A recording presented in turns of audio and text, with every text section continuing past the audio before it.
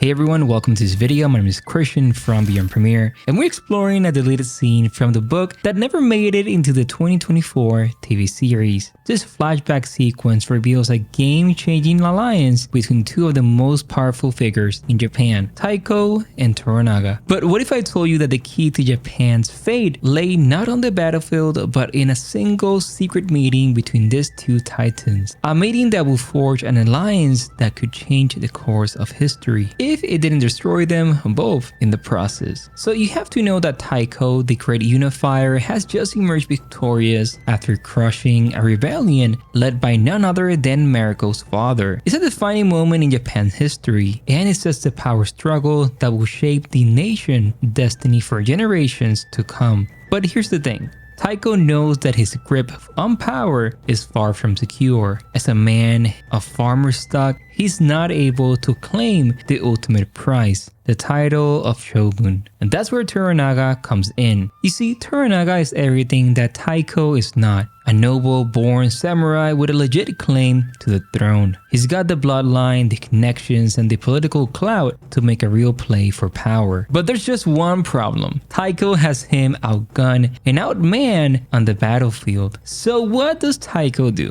He comes to Toranaga with this, a proposition that will change everything. So imagine this, Taiko the great general before Toranaga and offering him an alliance. This changes everything. This scene takes place right after Taiko has emerged a winner against the rebellion led by Mariko's father. And this is a pivotal moment in Japan's history. And the aftermath of this battle sets the stage for a power struggle that obviously shaped the nation, that shaped the history of Japan. Something that we see in the show, but in the book is explained more. So to fully understand the significance of this alliance, we need to take a closer look at the two main players involved, Taiko and Toranaga. As you know, Taiko has the humble origins. He's a farmer who rose through the ranks to become one of the most powerful generals in Japan. But despite his military power, Taiko knows that his lack of noble blood is a major obstacle to his ultimate goal of becoming shogun. You see, in Japan, the title of shogun was reserved to those of noble descent. It was a position that passed down through the generations, and anyone who was not born in the right family had pretty much no chance of claiming it. But Taiko is not one to let a little thing like that stand in his way. He's a man of ambition, and he was determined to find a way to cement his power and secure his legacy. And that's where Toranaga comes in. Toranaga, on the other hand, is everything Taiko is not, as you know, and he's got the ideals, the political connections, and the respect of his peers. So here's what happens. Taiko knows that with Toranaga's law and mindset and Taiko's military, they will be an unstoppable force. But here's where things get really juicy. Taiko has a secret weapon, Lady Achiva, his consort and the mother of his only son. In a world where most men believe Taiko to be sterile, Achiva has done the impossible. She's given him an heir. And just like that, Toranaga's dream of becoming shogun are shattered. With a son in the picture, Taiko no longer needs Toranaga to cement his legacy. So the meeting was this following. Taiko explained to Toranaga to join forces so that he could have become shogun, but by doing so, Taiko would have become the greatest general and lord in the history of Japan. But obviously this doesn't happen. It's a shocking twist that would have changed everything if it had made it into the series, explaining how this was really important before the death of Taiko.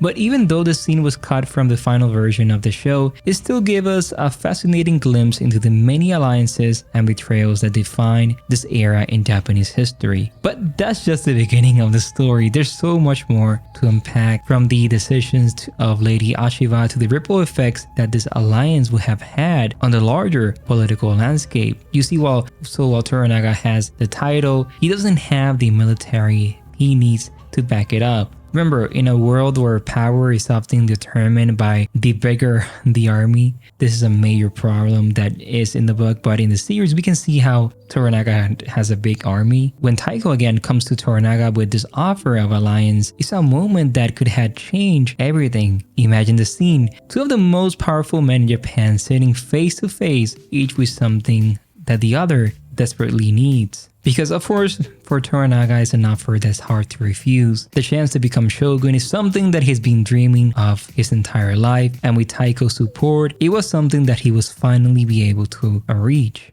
But it's not just Toranaga who have been affected by this twist of fate. Also, the birth of Taiko's son who had ripple effects throughout the entire country, changing the balance of power and altering the course of history in ways that are hard to predict. For example, if Taiko had lived to see his son grow up and take the throne, Japan might have been spared the chaos and blood that followed his death, something that we're gonna see in the upcoming episodes. The country might have remained united under a single banner, with a clear line of succession and a stable government. On the other hand, if Taiko had died before his son was old enough to rule, the country could have been plunged into even greater chaos than it was in the series. The council, made up of 5 powerful warlords, including Toranaga and his rival Ishido, might have fought even more over the control of the young heir and the right to rule in his name. And there's the question of what would have happened to Toranaga himself. If he is soon to become Shogun as planned, would he have been able to hold onto power in the face of Taiko's son and his supporters? Or would he have been overthrown by those who saw him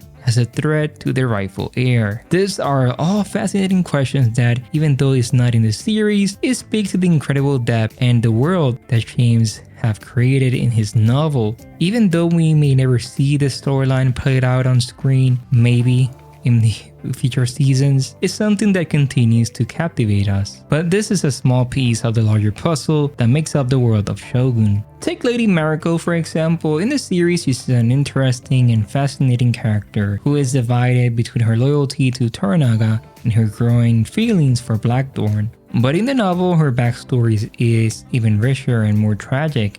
As the daughter of the man who led the rebellion against Taiko, she's a woman haunted by her past and the shame that her family's actions have brought upon her.